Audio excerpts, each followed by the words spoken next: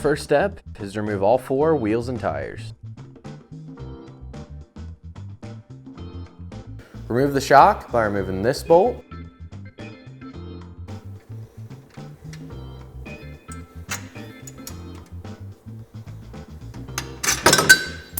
as well as this bolt.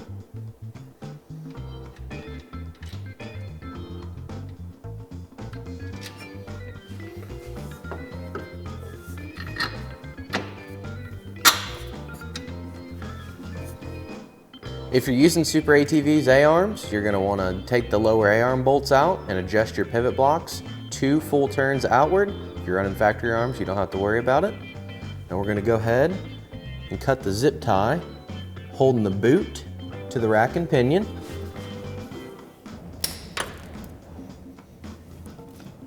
And pull the boot back. Take the provided steering stop. Place it on the shaft behind the inner ball and socket. Once the steering stop's installed, take the boot,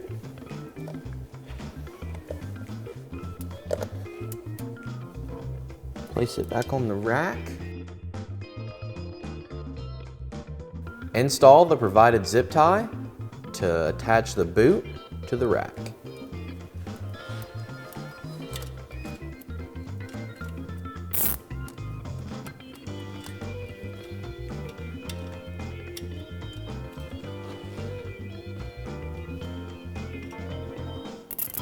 Disconnect the wiring harness off the shock bracket here and also up here.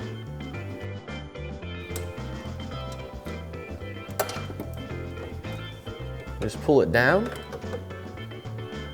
And then also, we're going to want to remove the vent tube from the factory shock bracket.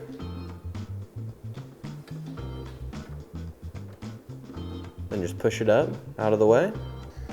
The next step is going to be to install the shock bracket. You want to make sure that the triangles are forward and the cutouts are facing backwards towards the frame of the machine. Then we're going to start on the passenger side. We're going to pull down our harness as much as we can. Go ahead and start sliding the bracket in. It's going to be a pretty tight fit. If you need some extra slack, remove the headlight bulb from the headlight. Just make sure you get it all the way over. Slide it up into position. Then we're going to use our provided hardware to attach it.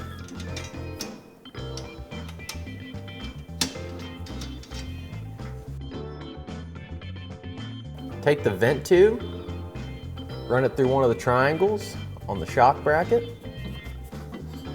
then just feed it up inside of the bracket. You're only going to be able to attach the upper portion of the wiring harness, and it will go right back in its original position. Now we're going to reinstall the shock, but we're going to flip it upside down so the spring is going towards the A-arm. Repeat all the steps for the opposite side, and then we're heading to the rear. So the first thing we're going to do on the rear is remove the shock.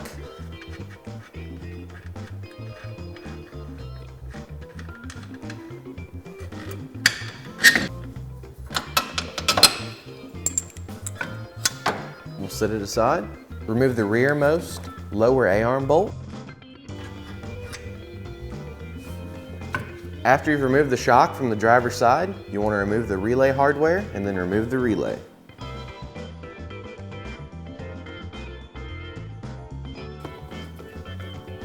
Your wiring will be bunched up right here. Held with a zip tie, you want to take a pair of wire cutters or side cuts and go ahead and cut the zip tie off. Give you a little bit more slack. Then you're going to want to mount the relay right here.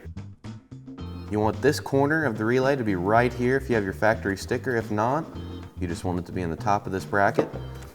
We're going to go ahead and take our self-tapping screw, get it started in here, and then we'll back it out and secure it down with the relay.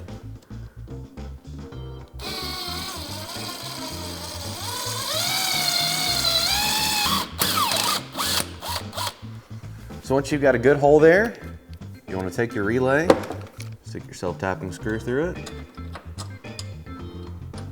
get it lined up with your hole.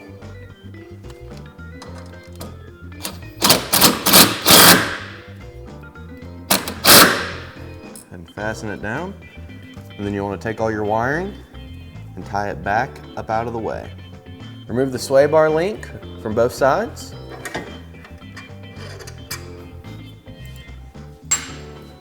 Next, we're going to install the shock bracket base. We're doing this on the passenger side, so I want to make sure that this flat portion here is facing towards the rear. I want to angle it sideways and slide it between the sway bar and the frame. Once you get it down here, go ahead and twist it. Slide it into the shock mount, and you're going to use your factory shock bolt.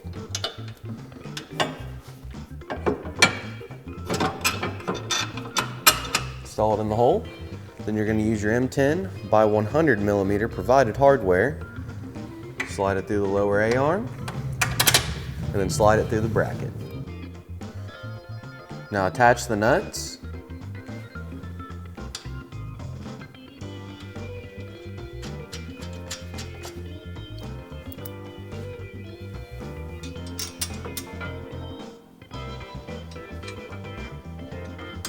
And tighten the hardware.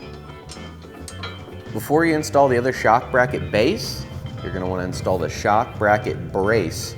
We're on the passenger side here, so we're going to feed the brace through from the driver's side. You're going to want to go right in between the frame rail here.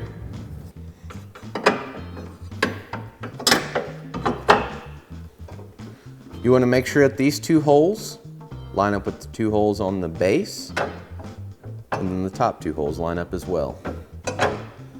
Before we stick any bolts in or anything, we're going to go ahead and install our base on the opposite side. Now that we've got both shock bracket bases on, we're going to install our shock bracket. You're going to want to make sure that the portion that has less material is facing towards the rear of the machine. Lay it up in there like that. Then using the provided hardware, I'm going to go ahead and start all the bolts through each of the holes.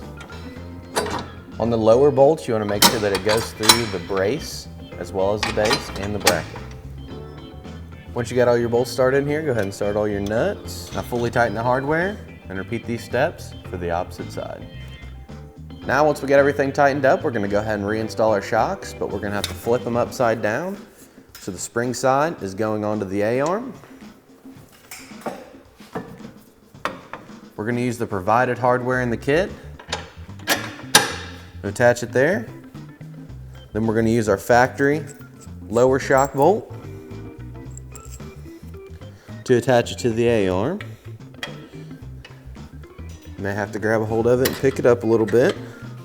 Reinstall the washer. Then the nut. We're going to go ahead and fully tighten the shock. Then we're going to go ahead and reinstall the sway bar link to the sway bar.